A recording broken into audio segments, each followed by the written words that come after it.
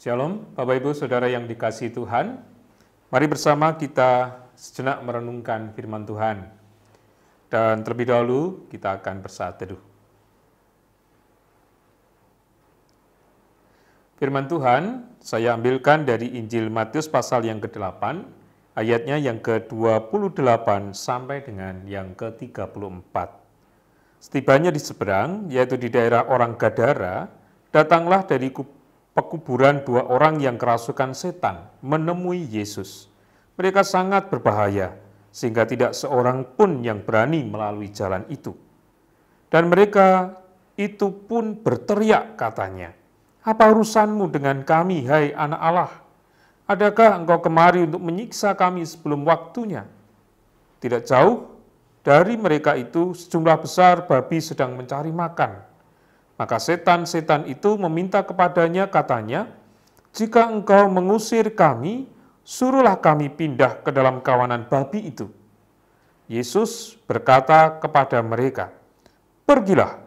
Lalu keluarlah mereka dan masuk ke dalam babi-babi itu.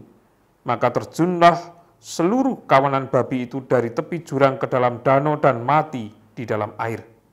Maka larilah penjaga-penjaga babi itu, dan setibanya di kota, diceritakannya lah segala sesuatu juga tentang orang-orang yang kerasukan setan itu.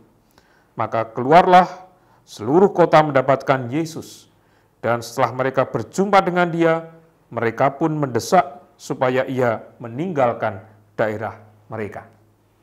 Saudara yang terkasih di dalam Tuhan, bagi saya cerita ini sungguh menarik.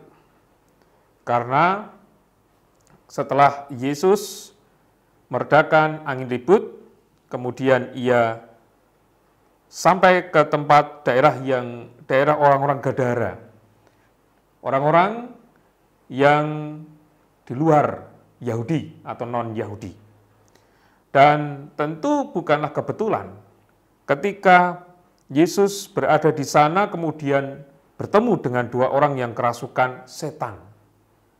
Ternyata orang yang kerasukan setan ini, setannya tahu Yesus ini bukan hanya Yesus manusia, tetapi dia adalah anak Allah. Maka si setan berkata, "Apa urusanmu dengan kami, hai anak Allah? Adakah engkau kemari untuk menyiksa kami sebelum waktunya?" Mereka tahu yang datang di sana. Untuk apa Tuhan Yesus datang ke sana, itu yang menjadi perenungan kita.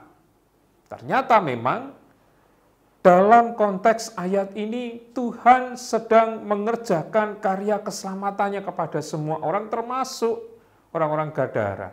Ia tidak memilih, ia tidak memilah dari banyak orang, terutama kaum Yahudi. Tetapi semua orang ialah merasakan cinta kasih Tuhan di dalam kehidupan. Hanya ketika peristiwa ini kemudian si setan meminta kepada Tuhan supaya mereka tidak dihukum, karena mereka tahu itu belum waktunya. Namun mereka meminta kepada Yesus agar diusir saja, mau dibawa kemana atau mau disuruh kemana. Dan Yesus melihat bahwa ada sekumpulan kawanan babi di sana. Maka Yesus mengatakan, "Pergilah." Dan mereka keluar dari badan orang itu menuju masuk ke badan babi. Akibatnya karena babi itu kalau jalan, kalau lari ya lurus saja, nggak ngerti, nggak bisa belok. Ya. Coba kamu pernah melihat babi lari? Atau kalau belum, lihat, nanti dia akan lurus terus. Ya, kebetulan kemudian diceritakan di situ babi-babi itu terjun ke tepi jurang, ke dalam danau dan mati di dalam air. Tentu saja bagi pemiliknya itu sebuah prahara. Karena apa? ini milik mereka. Dan Yesus yang menjadi penyebabnya. Sehingga mereka harus kehilangan ternak babinya. Mereka rugi. Dan ketika mereka kemudian menceritakan kepada seluruh kota dengan ceritanya, tentu mengakibatkan banyak orang mulai marah. Dan seperti yang kemudian terjadi dalam ayat yang ke-34, mereka mendesak Yesus supaya meninggalkan daerah itu, supaya tentunya tidak terjadi hal-hal yang dirasakan oleh para penggembala ternak babi ini. Atau supaya tidak terjadi perhara yang lain. Nah, saudara-saudara yang terkasih, dari cerita ini sebenarnya ada hal yang perlu kita renungkan bersama. Ketika Yesus datang di sebuah daerah yang itu non-Yahudi, maksud dan tujuannya tetap ingin mengabarkan keselamatan kepada orang lain. Kebetulan atau tidak, ia berjumpa dengan orang yang kerasukan setan, maka Yesus menyelamatkan mereka. Ia tidak memperhitungkan kawanan lain, apalagi hewan pada waktu itu. Tetapi ia memperhitungkan orang-orang ini perlu diselamatkan. Dan tentu resikonya seperti yang dialami Yesus. Setiap kita punya hal tantangan yang sama. Ketika kita mau melayani Tuhan, ketika kita mau memberitakan cinta kasih Tuhan, memberikan pengampunan dan kasih kepada banyak orang, kita akan menghadapi hal yang sama. Tetapi belas kasihan yang Yesus teladankan, pengampunan yang Yesus nyatakan, keselamatan yang Yesus jalani dan berikan kepada setiap manusia ini, yang perlu menjadi renungan kita bersama.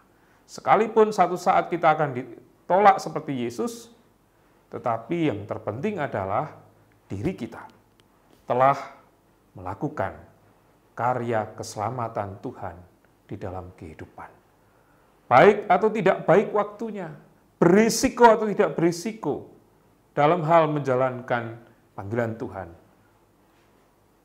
Yang penting, kita telah melakukan karya panggilan Tuhan. Dan kita meminta kepada Tuhan supaya kita dimampukan untuk senantiasa menjalani panggilan Tuhan dengan resiko yang harus kita hadapi, supaya keselamatan terjadi di tengah kehidupan kita masing-masing. Amin.